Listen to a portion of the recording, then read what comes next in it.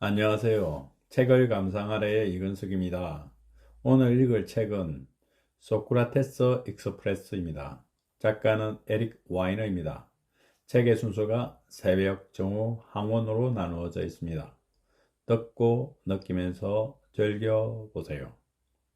새벽. 마르쿠스 아울렐리우스처럼 침대에서 나오는 법. 마르쿠스 아울렐리우스는 로마의 제16대 황제이며 서토와 학파로서 명상록을 적었다. 잠에 관한 사람들은 두 분류로 나눈다. 첫 번째 분류는 잠을 인생의 성가신 방해물로 여기고 귀찮아한다.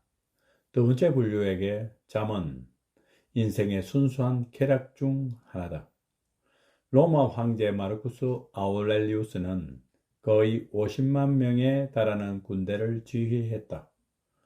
또한 전 세계 인구의 5분의 1이 거주하고 영토가 잉글랜드에서 이집트까지 대서양 해안에서 티그리스 강까지 이어지는 대제국을 지배했다. 하지만 마르쿠스는 아침형 인간이 아니었다. 침대에서 미적거렸고 낮잠을 잔 뒤 오후에 대부분 일을 처리했다. 마르쿠스는 엘리트 가정에서 태어난 덕분에 집에서 교육을 받았다. 마르쿠스는 늦잠을 잘 수 있었고 정말로 평생 낮잠을 잤다. 철학자들도 다른 모든 것에 대해 그러하듯 아침에 대해서도 둘로 나뉘었다. 니체는 동틀 무렵에 일어나 얼굴에 차가운 물을 끼얹고 따뜻한 우유 한 잔을 마신 다음 오전 11시까지 일했다. 이마누엘 칸트는 이런 니체를 게으름뱅이로 보이게 한다. 칸트는 퀘니스베르크의 하늘이 아직 잉크처럼 새까만 오전 5시에 일어나 묽은 차를 한 잔 마시고 파이프 담배를 더도들도 아닌 딱 한 대 피운 다음에 일 착수를 했다. 시몬도 보부아르는 오전 10시가 다 되었어야 일어나 에스프레소 한 잔을 마시며 느긋한 시간을 보냈다. 침대의 문제에서도 침대에서 나가는 것이 가능한지 묻고 침대에서 반드시 나가야 하는지를 묻는다. 어쩌면 이대로 이불 속에 있는 게 만족스러울 수도 있다. 내 생각에는 바로 이 성가신 마땅히가 우리가 겪는 고충의 원인이다. 우리는 마땅히 침대에서 나와야 한다고 생각하고 침대에서 나오지 못하면 분명 자신에게 문제가 있을 거라고 생각한다. 철학에서 명백한 것은 없다. 철학에서는 하지만이 있다. 모든 철학 체계와 인지적 상부구조, 우뚝 솟은 사상 체제는 하지만이라는 이 짧은 단어 위에 세워졌다. 마르쿠스는 철학자이자 왕인 복이 드문 인물이었다. 마르쿠스는 쉽게 잠들지 못했다. 이유를 알 수 없는 가슴 통증과 복통으로 고생했다. 마르쿠스도 아침형 인간이 되기를 열망했다. 그리고 모든 철학이 스스로의 유약함을 깨닫는 데서 시작한다는 소토와 철학의 교훈을 절대로 잊지 않았다. 나는 이불 아래 파묻힌 채 나를 때려 눕히려고 마음먹은 적대적인 세상을 떠올린다. 어쩌면 가장 큰 장애물은 타인이다. 프랑스 철학자 장폴 사르트르는 타인은 지옥이다 라고 말한다. 마르쿠스도 비슷하게 아침에 잠에서 깨면 스스로에게 이렇게 말할 것. 오늘 내가 만날 사람들은 주제넘고 배엄망덕하고 오만하고 시샘이 많고 무례할 것이다. 침대 밖으로 나가지 못하는 핵심은 너는 너 자신을 충분히 사랑하지 않는다. 이렇게 자신을 연민하려다가 이런 끔찍한 불평불만과 원숭이 같은 삶을 이걸로 충분하다. 너는 오늘 좋은 사람이 될 수 있다. 하지만 너는 그러는 대신 내일을 택한다. 지금처럼 침대에서 빈둥거리는 것은 오로지 나 자신만 생각하는 것이다. 이불 아래 남아있는 것은 결국 이기적인 행동이다. 이러한 깨달음이 마르쿠스를 움직이게 한다. 마르쿠스에게는 침대 밖으로 나갈 사명이 있다. 사명이지 의무는 아니다. 사명은 내부에서, 의무는 외부에서 온다. 사명감에서 나온 행동은 자신과 타인을 더 높이기 위한 자발적 행동이다. 의무감에서 나온 행동은 부정적인 결과에서 오로지 스스로만을 보호하려는 행동이다. 소크라테스처럼 궁금해하는 법. 감정도 열차처럼 꼬리를 물고 나의 슬픔은 바로 앞에 생각이나 감정의 원인이 있고 이 생각이나 감정은 그 이전의 것. 나는 궁금하다. 짧은 두 마디 말이지만 그 안에 모든 철학의 씨앗이 그 이상이 담겨 있다. 제이컵 니들먼의 철학의 마음이라는 책에 우리 문화는 일반적으로 질문을 경험하기보다는 문제를 해결하려는 경향이 있다. 소크라테스는 질문을 경험했었다. 소크라테스에게 가장 최악의 무지는 지식의 가면을 쓴 무지였다. 편협하고 수상쩍은 지식보다는 폭넓고 솔직한 무지가 더 나았다. 우주학자 칼 세이건은 모든 질문은 세상을 이해하려는 외침이라고 말했다. 모든 질문은 스스로를 이해하려는 외침이다. 소크라테스는 어떻게라는 질문에 관심이 있었다. 소크라테스가 보기에는 아테네인들은 모든 것을 개선하려고 부단히 노력했지만 그 모든 것에 자기 자신은 포함되지 않았다. 소크라테스는 그 점을 변화시키는 평생의 사명으로 삼았다. 삶을 성찰하려면 거리를 둬야 한다. 이 거리를 둘 수 있는 가장 좋은 방법이 대화를 나누는 것이다. 소크라테스는 다른 사람과 대화를 나눔으로써 자기 자신과 대화를 나누는 법을 배웠다. 질문은 일방향 아니다. 질문은 의미를 구하고 또 전달한다. 마음을 들여다보는 진정한 창문은 눈이 아니라 질문이다. 볼테르가 말하듯 사람을 판단하는 가장 좋은 방법은 그 사람의 대답이 아닌 질문을 보는 것이다. 소크라테스는 그 방법을 보여준다. 궁금하다. 이다. 궁금해하는 행위는 광활하며 아무런 제약도 없다. 이 궁금해하는 마음이 우리를 인간으로 만든다. 궁금한 것은 호기심과 다르다. 좋은 철학은 느린 철학이다. 우리가 속도를 줄이는 데서 오는 인지적 혜택을 이미 알고 있다고 생각한다. 멈춤은 텅 빈 것이 아니라 잠시 유예된 상황이다. 생각의 씨앗이다. 소크라테스가 보기에 잘못된 양육을 비롯한 모든 악행은 악의가 아닌 무지에서 나온다. 소크라테스의 대화의 목적은 모욕을 주는 것이 아니라 빛을 밝혀 일종의 지적 광합성을 일으키는 것이다. 더 선명한 시야를 위해서이다. 잘못된 도수의 안경으로 왜곡된 현실을 유일한 현실로 착각한다. 좋은 질문은 문제의 해답을 찾게 할 뿐만 아니라 해답을 찾는 행위 그 자체를 재평가하게 만든다. 소크라테스는 성찰하지 않는 삶은 살아갈 가치가 없다는 유명한 말을 남겼다. 영국 철학자 존 스튜어트 밀은 행복하냐고 스스로에게 물어보라. 그러면 곧 행복하지 않게 될 것이다 라는 말로 쾌락의 역설을 설명했다. 행복은 부산물이지 절대 목표가 될 수 없다. 그는 죽을 때 이제 가야 할 시간이 되었습니다. 나는 죽기 위해, 여러분은 살기 위해 가야 합니다. 하지만 우리 중 누가 더 좋은 것으로 갈지는 신 외에는 아무것도 알지 못할 것입니다. 루소처럼 걷는 법.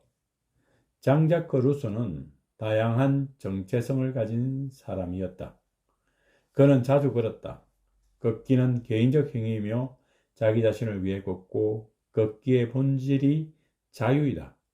루소는 유목민의 삶을 살며 끊임없이 거의 늘 두 발로 여행을 했다. 걷기는 루소가 다른 사람의 눈을 피할 수 있게 해주었다. 루소의 철학은 자연은 좋고 사회는 나쁘다. 인간의 자연적 선함을 믿었다. 루소는 우리가 인간 본성이라고 생각하는 것 중 많은 것이 사실은 사회적 관습이라고 믿는다. 걷는 행위는 확실히 루소의 상상력을 자극했다. 정신은 시간당 5km의 속도, 가장 활발하게 움직인다. 걷기는 자극과 휴식, 노력과 게으름 사이의 정확한 균형을 제공한다. 루소는 하루에 30km 이상을 걷곤 했다. 한 번은 제네바에서 파리까지 480km를 걸은 적도 있었다. 분노 같은 감정이 몸에 존재하듯 철학적 사고 역시 정신뿐만 아니라 몸으로 하는 것이다. 루소는 열성적인 산책자였지만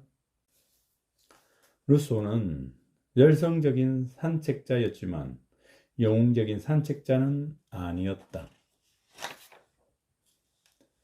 티눈 때문에 아주 천천히 걸었고 도움이 필요한 그 누구도 구해주지 않고 그저 그 어떤 판단도 기대도 없이 걸었다. 철학자 마르쿠스는 상상 속에서든 현실에서든 역경을 만나면 자기 연민이나 절망에 빠지지 말고 그저 다시 시작하라. 루소가 살았던 이성의 시대의 감정을 용인하는 비슷한 수준으로 이끈 심장의 철학자였다. 전해지는 바에 따르면 루소는 행복하게 죽었다. 말년의 걸음은 부드럽고 낙천적인 성격을 띠었다. 루소는 더 이상 도망치거나 무언가를 찾거나 철학적 주장을 하기 위해 걷지 않았다. 그냥 걸었다. 소로처럼 보는 법. 소로는 콩고드에서 태어났고 하버드 재학 시절과 뉴욕에서 보낸 짧은 시간을 제외하면 평생을 콩고드에서 살았다. 소로가 동양으로 눈을 돌린 이유는 체벌을 거부한 이유로 학교 교사직에서 막 해고된 참이었다. 소로를 만난 사람들은 하나같이 그의 외모를 언급했다. 가장 인상적인 것은 눈이다. 소로의 철학은 내가 보는 것이 곧 나라는 아웃사이더인 철학이다. 소로는 초월주의자로 간주된다. 소로는 지식보다 시력을 훨씬 더 중요하게 여겼다. 지식은 언제나 잠재적이고 불완전하다. 본다는 것은 사진보다 언어에 더 가깝다. 우리는 세상을 보는 게 아니라 세상과 대화를 나눈다. 물건과 사람을 너무 빨리 정의내리면 그것들의 유일무이함을 보지 못할 위험이 있다. 보편 법칙을 너무 성급하게 끌어내지 말 것. 특수한 사례를 더 명확하게 들여다볼 것. 눈앞에 보는 것을 바로 규정하지 말고 기다리면 더 많은 것을 보게 된다. 추측과 결론 사이의 텀. 보는 것과 본 것 사이의 텀을 최대한 길게 늘렸다. 아주 오랜 시간 들여봐야만 볼 수 있다. 서로는 관찰이 흥미로워지려면, 즉 중요한 의미를 가지려면 반드시 주관적이어야 한다고 적었다. 서로처럼 천천히 보기란 쉬운 일이 아니다. 시각은 속도가 빠른 감각이다. 서로가 숲속에서 산 것은 비현실적이었다. 서로는 내가 숲속에 들어간 것은 인생을 의도적으로 살고 싶기 때문이었다. 인생의 본질적인 실상에 직면하고 싶어서 그것들이 가르치는 바를 내가 배울 수 있는지 알아보고 싶어서 죽음을 맞이했을 때 내가 제대로 살지 않았음을 깨닫고 싶지 않아서였다. 보는 행위는 의도적이다. 우리가 의식하지 못할 때조차 보는 것은 언제나 선택의 행위다. 서로는 제대로 보려면 눈에 별도의 목적이 있어야 한다고 말한다. 서로는 정면에서 보는 일이 드물었다. 옆눈으로 봤다. 매일 틀에 박힌 것만 보지 않았다. 뒤집어 보기도 했다. 아름다움은 보는 사람의 눈에 있는 게 아니라 아름다움은 보는 이의 마음속에 있다. 자기 자신을 향상시키지 않고서는 자신의 시력을 향상시킬 수 없다. 훑어보는 것은 자연스러운 인간 상태다. 우리의 눈은 우리가 멈춰 있을 거라 생각할 때조차 가만히 멈춰 있는 법이 없다. 눈은 도약 안구 운동이라는 빠른 움직임을 수행하면서 1초에 3번 움직인다. 하루에는 대략 10만 번 움직이는 셈이다. 쇼펜하우어처럼 듣는 법. 쇼펜하우어의 암울한 세계관은 어린 시절부터 형성되었다. 쇼펜하우어의 염세주의는 점점 심해지며 절망의 블랙홀이 되었다. 쇼펜하우어의 저서 의지와 표상으로서의 세계에서 세계는 내가 만들어낸 생각이다. 이 말은 자신이 이 세상을 지어낸 저자라는 게 아니라 우리 모두가 저마다 자기 정신에서 현실을 구성한다는 의미다.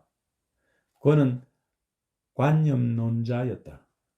관념론자들은 세계는 존재하지만 우리 정신의 구성물로서 우리가 그것을 인식할 때만 존재한다고 생각한다. 쇼펜하우어는 세계 너머에 있는 세계 개념 속에 우울한 자신만의 생각을 덧붙였다. 이러한 힘을 의지라 칭했다.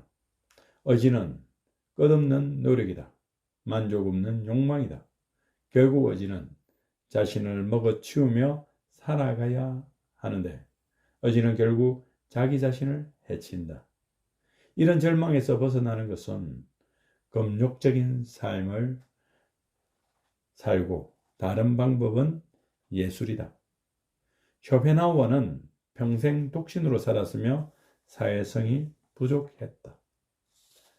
쇼펜하우어는 고슴도치의 도움을 받아 인간관계를 설명한다. 고슴도치는 추운 겨울 가까이부터 체온으로 몸을 덮이고 싶지만 가시에 찔리고 만다. 결국 서로를 견딜 수 있는 가장 적절한 거리를 발견한다. 어느 날 고슴도치 딜레마로 우리는 살아남기 위해 타인을 필요로 하지만 타인은 우리를 해칠 수 있다. 듣기는 쇼펜하우어에게는 중요한 문제였다. 이 세상의 소음을 넘어 고통받는 이의 목소리를 들으며 연민을 가치 있게 여겼다. 듣기는 연민의 행위, 사랑의 행위다. 귀를 빌려주는 것은 곧 마음을 빌려주는 것이다. 잘 듣는 것은 잘 보는 것과 마찬가지로 하나의 기술이며 다른 기술과 마찬가지로 섭득 가능하다. 음악은 인간의 사상과 무관하게 존재하며 개인적이다. 그는 소음은 단순히 짜증나는 것이 아니라 사람의 특성을 보여주는 지표였다. 정신적 소음은 우리를 방해할 뿐만 아니라 다른 소리를 가린다. 시끄러운 환경에서 우리는 신호를 놓치고 가야 할 길을 잃는다. 쇼펜하우어가 말한 배고픈 독자들처럼 우리 역시 새로운 것을 좋은 것으로 더 가치 있는 것으로 착각한다. 우리는 데이터를 정보로 착각하고 정보를 지식으로, 지식을 지혜로 착각한다. 과다한 양의 데이터인 소음에 정신을 팔린 사람은 음악을 듣지 못한다. 다른 사람들의 생각으로 머리를 가득 채우면 그들의 생각이 내 생각을 밀어낸다. 정오. 에피쿠로스처럼 즐기는 법. 에피쿠로스는 아테네에 집을 한 채 구입해 학교와 공동체를 세우기에 완벽한 곳으로 정원이라고 불렀다. 에피쿠로스는 모토는 숨어 사는 삶이었다. 그리고 전통과 결별했다. 에피쿠로스는 해방노예와 여성도 환영했다. 에피쿠로스는 경험론자였다. 그는 우리의 감각을 통해 오로지 우리의 감각만을 통해 세상을 알 수 있다고 믿었다. 에피쿠로스는 신이 존재하지만 인간 사이에 아무 관심이 없다고 말했다. 죽음에 있어서는 마음을 편하게 먹으라고 말한다. 에피쿠로스는 결핍과 부재의 측면에서의 쾌락을 규정했다. 우리를 만족으로 이끄는 것은 어떤 것의 존재가 아니라 바로 불안의 부재이다. 쾌락은 고통의 반대만이 아니라 고통의 부재를 뜻한다. 에피쿠로스는 조언한다. 우리가 가진 것이 아니라 우리가 즐기는 것이 우리를 풍요롭게 한다며 올바른 마음가짐만 갖춘다면 아주 적은 양의 치즈만으로도 소박한 식사를 성대한 만찬으로 바꿀 수 있다. 우리의 소비 문화 전체는 다양한 쾌락이 곧 더 많은 쾌락을 의미한다는 전제 위에 세워져 있다. 이 잘못된 동일시가 불필요한 고통을 낳는다. 쾌락의 에피쿠로스 학파는 새로 인기를 끌던 종교인 기독교의 폐해 수세기 동안 모습을 감추었다. 에피쿠로스와 부처의 가르침은 놀라울 만큼 유사하다. 쾌락으로 시작된 것이 고통으로 끝난다. 유일한 해결책은 욕망을 최소화하는 것이다. 우리는 새로운 쾌락에 익숙해진다. 그러면 새로운 쾌락은 더 이상 새롭지도 즐겁지도 않은 것이 된다. 우리는 행복하기 위해 지금보다 훨씬 많은 것을 필요로 하지 않는다. 그저 조금만 많으면 된다. 그 조금만이 얼만큼이었냐 충분한지를 모른다. 충분히 좋음은 자기 앞에 나타난 모든 것에 깊이 감사하는 태도를 의미한다. 시몬 베뉴처럼 관심을 기울이는 법. 시몬 베뉴의 당부는 더 단순하지만 결코 더 쉽지 않다.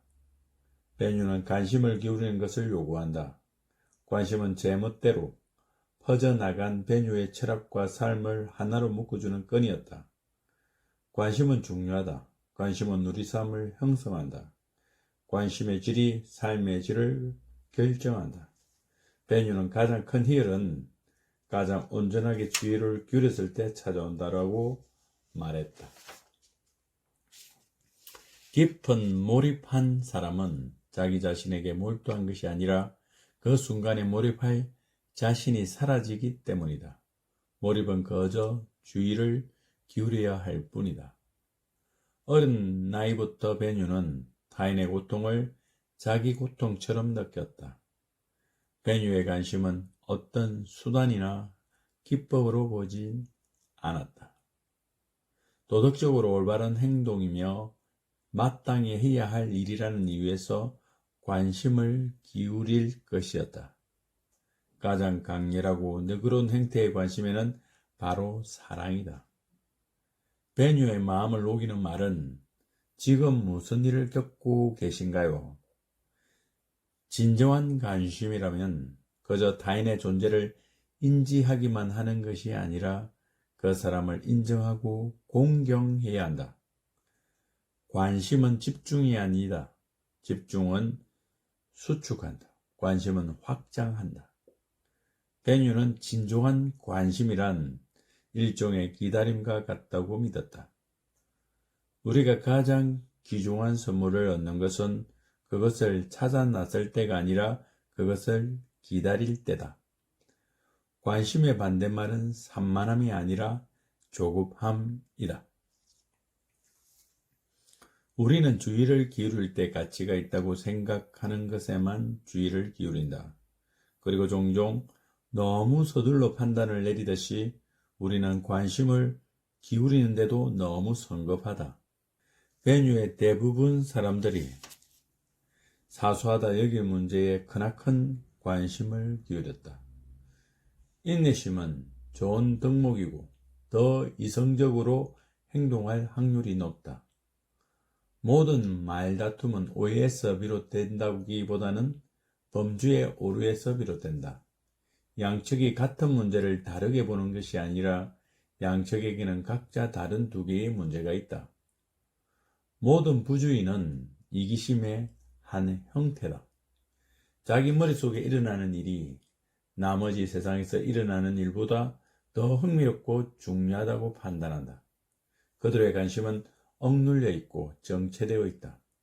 관심은 우리 삶의 피다. 관심을 썩히는 것은 곧 삶을 죽이는 것이다. 관심은 질보다 양을 파악하기가 더 쉽다.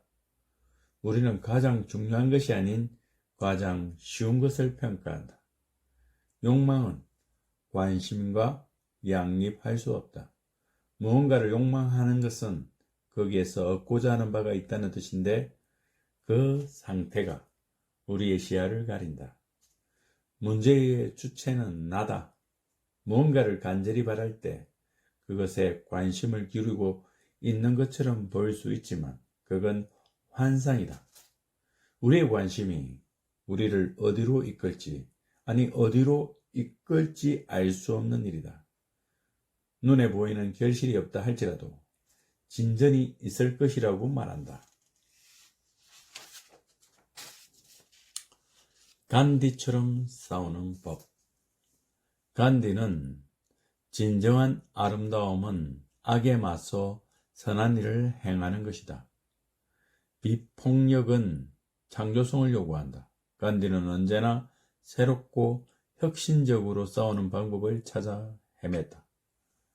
간디는 궁극적으로 폭력 없는 세상을 꿈꿨지만 그런 세상이 곧 도래할 가능성이 낮다는 것을 알 만큼 현실적이기도 했다.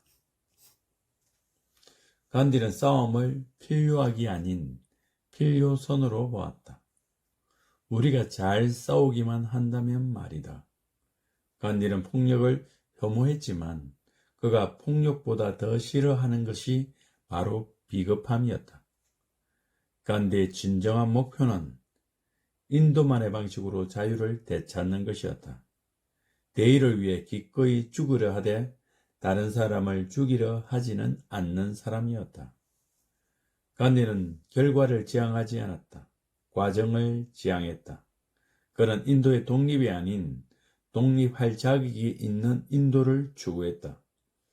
간디는 이기기 위해 싸우지 않았다. 자신이 싸울 수 있는 가장 최선의 싸움을 싸우기 위해 싸웠다. 마침내 간디는 새로운 형태의 비폭력 저항에 새로운 이름을 붙였다. 진리의 힘, 이것이 바로 간디가 품고 있던 것이었다. 비폭력 저항가는 무정한 병사보다도 더 능동적이며 더 용감하다. 오직 진정으로 용감한 사람만이 인간의 마음을 바꾸기 위해 자발적으로 고통을 겪는다. 다른 이를 잔인하게 대하는 사람은 곧 스스로를 잔인하게 대하는 것이다. 불순한 수단은 불순한 결과를 낳는다. 정확히 뿌린 대로 거두게 되는 법이다. 간디가 걸은 소금행진은 독립을 향한 길에 중요한 전환점이 되었다. 비폭력이 효과를 발휘하지 못했던 사례는 아돌프 히틀러와 관련되어 있다. 비폭력 저항이 언제 어디서나 늘 효과를 발휘하지 못한다고 해서 간디의 사상 자체를 무시해서는 안 된다. 간디는 사람들에게서 최고의 모습을 보려고 노력했을 뿐만 아니라 선량한 잠재력도 보려고 했다. 갈등의 양측은 전체 파이가 아닌 진실의 일부분만을 지닌다. 파이의 조각을 거래하는 것보다 파이의 크기를 키우는 것을 목표로 해야 한다. 공자처럼 친절을 베푸는 법. 공자는 공익보다 사익에 더 관심이 많은 지도자의 지혜를 받으며 파벌 싸움으로 분열된 사람들을 보았다. 어진 마음만이 권력과 명망을 얻을 수 있는 유일하고도 올바른 길이다. 공자는 말이 바르지 않으면 판단이 분명할 수 없다고 말했다. 공자는 말을 중요하게 여겼지만 그에게 입만큼 중요한 단어는 없었다. 인을 실천한 사람은 공경과 아량, 신의, 민첩함, 친절이라는 5가지 기본 덕목을 항상 실천한다. 공자가 격식을 중요하게 여기는 이유가 있다. 이 이유는 인과 친절과 직접적 관련이 있다. 친절은 자유롭고 흘러다니는 것이 아니다. 친절은 담길 그릇이 필요하다. 그 그릇이 예다. 공자의 목표는 인성개발, 즉 도덕적 역량을 습득하는 것이었다. 가족은 우리가 인을 개발하는 헬스장이다. 친절은 우리가 발견하든 발견하지 못하든 늘 그 자리에 있다.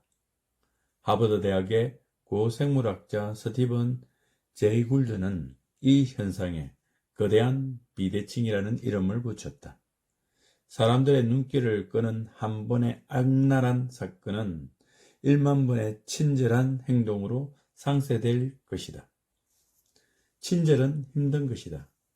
우리는 돕고 싶어도 어떻게 해야 할지를 모른다.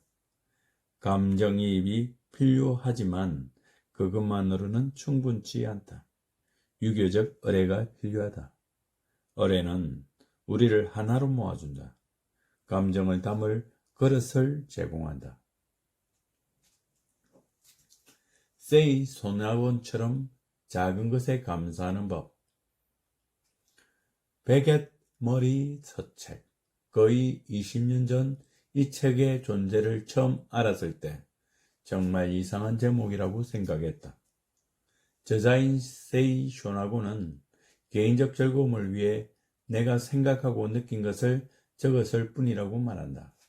그녀는 다른 사람이 자신의 글을 읽을 것이라고 전혀 생각지 않았는데 이 점이 글을 그토록 재미나게 읽는 이유다. 투명한 솔직함으로 베갯머리 서책을 썼다. 그녀의 대담함에, 소소한 것들을 향한 사랑에, 뜻밖의 장소에서 아름다움을 찾아내는 능력에 매료된다. 쇼나고는 세상을 묘사하지 않는다. 자기만의 세상을 묘사한다. 진실은 하나가 아니라 여러 개다. 그중 하나를 선택하라고 쇼나고는 말한다. 우리가 괴로운 것은 의견이 부족해서가 아니라 너무 넘쳐나서라고 말이다. 세이 쇼나고는 자기 렌즈가 투명하고 깨끗할 수 있도록 자신의 생각이 온전히 자신만의 생각일 수 있도록 치열하게 노력했다. 쇼나곤이 진정한 기쁨이라고 선언하는 것은 완벽할 필요는 없지만 반드시 알맞아야 한다. 분위기와 계절에 어울려야 한다. 본질에 들어맞아야 한다. 쇼나곤은 자신의 모든 감각을 활용하지만 그 중에서도 후각을 가장 많이 쓴다. 쇼나곤은 벚꽃을 무척 좋아했다. 벚꽃은 순식간에 져버리는 것으로 유명하다. 그 실마리는 불교 개념인 무상에서 찾을 수 있다. 인생은 돛 없는 것이다. 일본 연구자인 도널드 리치는 아름다움은 덧없기 때문에 아름다운 것이라고 말한다. 순식간에 사라지는 삶의 작은 기쁨을 즐기려면 느슨하게 쥐어야 한다. 너무 세게 붙잡으면 부서져 버린다. 쇼나곤의 철학에 함축된 의미는 다음과 같다. 우리의 정체성은 자기 주위에 무엇을 두기로 선택하느냐에 크게 좌우한다. 철학은 우리가 내리는 눈에 보이지 않는 선택을 겉으로 드러내 보인다. 어떤 것이 자신의 선택임을 깨닫는 것은 더 나은 선택으로 향하는 첫 걸음이다. 어쩌면 삶에서 흔히 사소하다고 여겨지는 것들, 작은 것들의 위대한 아름다움이 우리를 구할 수도 있다. 어쩌면 구원은 보기보다 가까울 수 있다. 니체처럼 후회하지 않는 법. 니체는 건강을 미덕으로 찬양한 몇 안 되는 철학자 중 한 명이었지만 본인은 건강을 거의 누리지 못했다. 니체는 13살부터 편두통을 앓았고 편두통과 더불어 여러 다른 질병이 평생 니체를 괴롭혔다. 니체는 죽음의 그림자를 예민하게 느꼈다. 니체는 실스 마리아에서 신은 죽었다라며 철학에서 가장 뻔뻔한 주장을 했다. 니체는 되풀이에서 돌아오는 삶이 반복되는 사실 속에 정확히 똑같이 영원히 반복되는 것을 영원핵이라는 이름을 붙였다. 니체는 라이프치히 대학에서 신학을 공부하던 니체는 어느 날 고 서점에서 쇼펜하우어의 글작 의지와 표상으로서의 세계를 읽고 신학에서 문헌학으로 전공을 바꾸었다. 24살의 나이에 스위스 바젤 대학의 고전 문헌학 교수로 지명되었으나 니체에져서 비극의 탄생과 건강의 악화로 종신직인 교수직을 박차고 나갔다. 소크라테스가 물음표의 철학자라면 니체는 느낌표의 철학자다. 루소는 마음을 받아들였다. 니체는 더 깊은 곳을 겨냥한다. 내장 철학자다. 니체는 오로지 추상적이기만 한 생각을 좋아하지 않았다. 우리는 다르게 생각하는 법, 다르게 느끼는 법을 배워야 한다고 말했다. 또 모든 훌륭한 철학자의 영혼은 춤추는 사람의 영혼과 같다고 말했다. 니체는 과학자가 아닌 예술가나 소설가의 진실을 보여준다. 세상을 다른 식으로 바라보는 것은 우리의 삶을 더욱 풍성하게 만든다. 우리가 똑같이 반복된다는 주장을 니체가 처음 한 것은 아니었다. 니체는 고통을 좋은 삶의 구성요소로 배움의 수단으로 여겼다. 오로지 고통만이 지식으로 이루어진다. 니체는 말했다. 나는 반드시 필요한 것을 아름다운 것으로 보는 법을 앞으로 더욱더 배우고 싶다. 그렇게 나는 세상을 아름답게 만드는 사람이 될 것이다. 고통에도 불구하고 인생을 사랑하지 말고 그 고통으로 말미암아 인생을 사랑하라고 말한다. 의식을 읽기 전 니체가 마지막으로 한 행동은 다른 존재의 고통을 덜어주려는 시도였다. 우리는 확실성이 아닌 정반대에서 즐거움을 찾기로 선택할 수 있다. 불확실성에서 즐거움을 찾으면 질병마저도 신체적 고통이 계속될지라도 더 이상 두렵지 않다. 이러한 관점의 변화는 미묘하지만 그 영향력이 엄청나다. 니체 또한 방향 전환이 쉽지 않음을 인정하지만 불가능한 일은 아니다. 에픽테토스처럼 역경에 대처하는 법. 흔히들 아는 스토아 학파의 근고는 자연에 순응하는 삶을 살라는 것이다. 스토아 철학은 나이 든 사람의 철학이다. 몇 번의 전투를 이겨내고 패배도 몇 번 해보고 상실도 경험해본 이들을 위한 철학이다. 믿기 힘들게도 난파된 배에서 시작된 스토아 철학은 고대 그리스의 대격변 시기에 탄생의 로마 제국이라는 혼란스러운 세상에서 크게 번성했다. 프랭클린 루스벨트는 우리가 두려워해야 할 유일한 것은 바로 두려움 그 자체라는 스토아 사상의 정수를 드러내는 유명한 말을 남겼다. 스토아 철학의 핵심 교리는 바꿀 수 있는 것을 바꾸고 바꿀 수 없는 것을 받아들여라 이다. 소토와 철학은 재앙 속에서 태어났다. 기원전 300년경 제논이라는 페니키아 출신 상인이 배를 타고 아테네 피라에우스 항구로 향하다 난파되었고 목숨을 건진 제논은 파산한 채 우연히 오래전에 죽은 소크라테스의 전기를 읽게 되었다.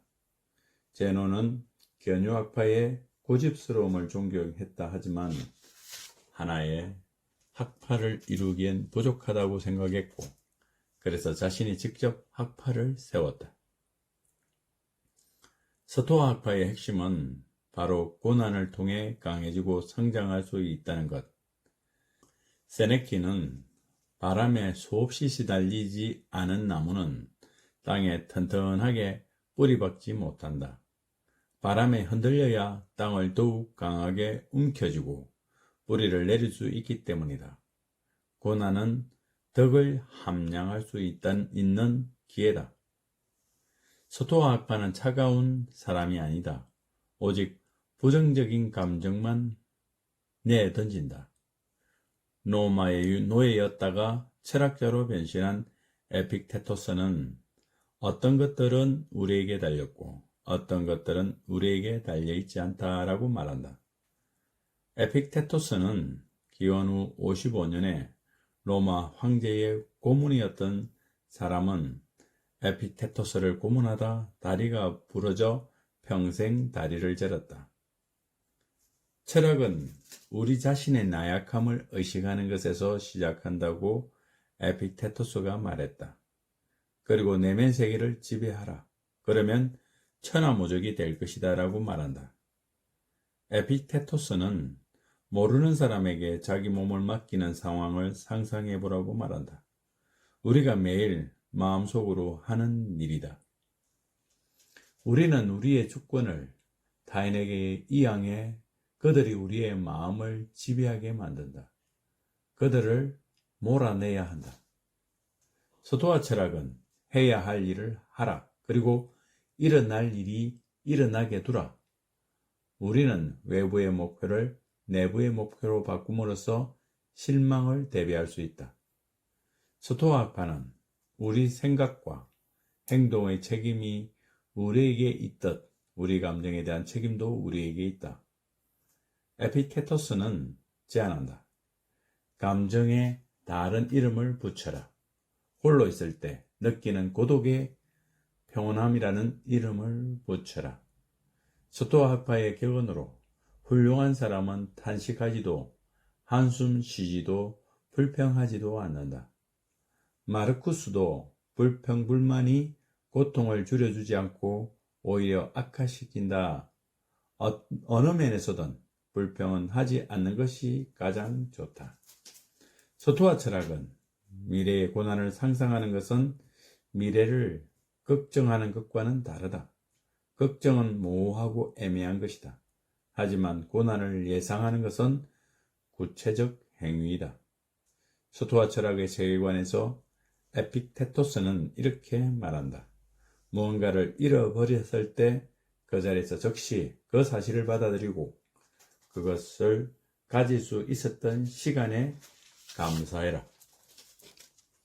서토아 철학은 내 것은 아무것도 없다. 내 몸조차도 내 것이 아니다. 우리는 널 빌릴 뿐 절대로 소유하지 않는다. 우리가 소중히 여기는 모든 것이 언젠가는 나무의 바리처럼 사라질 것이므로 기쁨 때문에 그것을 너무 소중히 여기다. 그것이 사라졌을 때 마음의 평화가 깨지지 않도록 주의해야 한다고 말한다. 보부아처럼 늙어가는 법.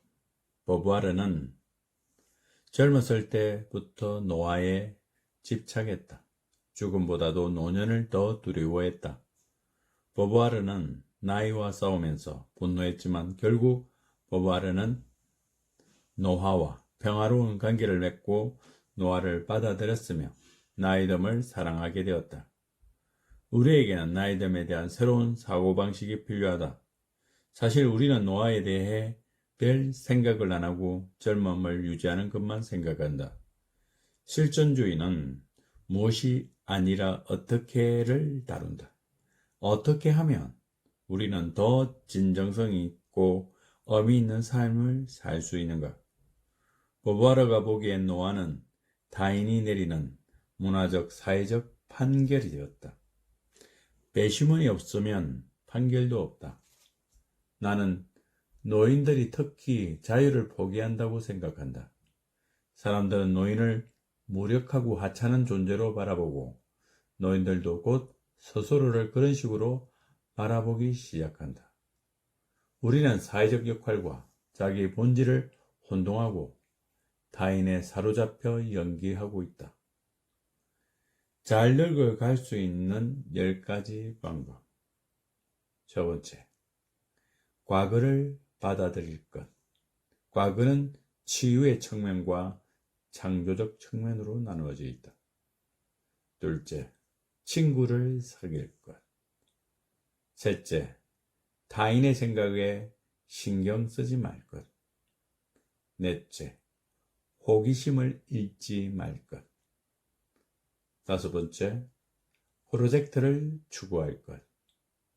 노년의 장점은 줄 것은 더 많아지고 잃을 것은 적어진다. 여섯 번째, 습관의 시인이 될 것. 일곱 번째, 아무것도 하지 말 것. 여덟 번째, 부조리를 받아들일 것. 아홉 번째, 건설적으로 물러날 것. 열 번째, 다음 세대에게 자리를 넘겨줄 것. 몽테뉴처럼 죽는 법. 죽음은 우리 모두를 철학자로 만든다. 몽테뉴는 말한다. 이 세상 모든 지혜와 이론의 핵심은 결국 바로 이것이다. 우리에게 죽음을 두려워하지 않는 방법을 가르쳐 주는 것. 몽테뉴는 죽음이라는 주제에 관해 에피쿠로스를 비롯한 여러 철학자들의 책을 읽었고 어디에도 만족하지 못했다. 보부아르는 나이 들매 집착한 것처럼 몽테뉴는 죽어가는 과정에 집착했다. 몽테뉴는 내가 두려운 것은 죽음이 아니라 죽기까지의 과정이다 라고 말했다. 16세기 죽음은 전염병과 전쟁으로 서로 죽이고 있었다. 몽테뉴는 회의론자였으며 확신하기 위해 의심했다. 한 번에 하나씩 의심하며 자기만의 확신의 탑을 쌓았다. 그리고 여러 각도에서 세상을 보았다. 한 생각을 집어들고 다양한 관점에서 들여다보았다. 몽테뉴는 스스로를 더 잘 알기 위해 시도를 한다. 삶을 잘 살아내지 않고서 잘 죽을 수 없었고 자기 자신에 대해 잘 알지 않고서 삶을 잘 살아낼 수 없었다. 몽테뉴는 죽음을 알고 죽음에 익숙해지자 우리는 언제나 장화를 신고 즉시 떠날 준비를 해야만 한다.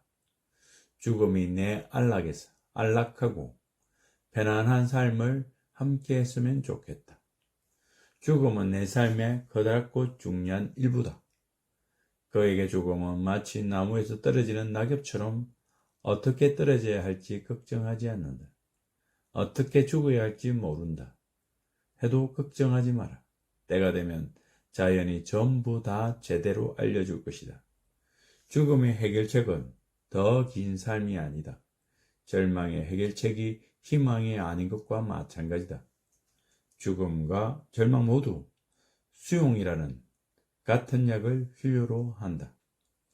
질병은 자연이 우리를 서서히 죽음으로 몰아가며 죽음에 대비시키는 방법이다.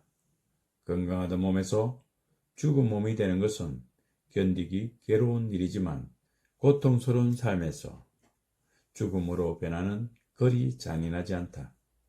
우리는 짧게 아프거나 아프지 않다가 죽는 것이 좋은 죽음이라고 생각한다. 하지만 몽테뉴는 그렇지 않고 서서히 미끄러지는 것이 더 낫다고 말한다. 몽테뉴는 1592년 9월 13일 자기 저택에서 59살의 나이로 사망했다. 사망 원인은 편도선염이었다. 죽기 몇 시간 전 몽테뉴는 하인들을 전부 불러 모아둔 돈을 나누어 주었다. 우리가 죽음을 두려워하는 것은 공포와 더불어 욕심 때문이기도 하다. 몽테뉴의 철학의 핵심은 자신을 믿을 것, 자신의 경험을 믿을 것, 자신의 의심도 믿을 것, 인생을 헤쳐나가고 죽음의 문턱을 향해 다가갈 것 등이다. 도착. 내가 이번 여행에서 배운 점이 있다면 그건 바로 인식은 선택이라는 것이다. 세계는 내가 만들어낸 생각이다. 감사합니다.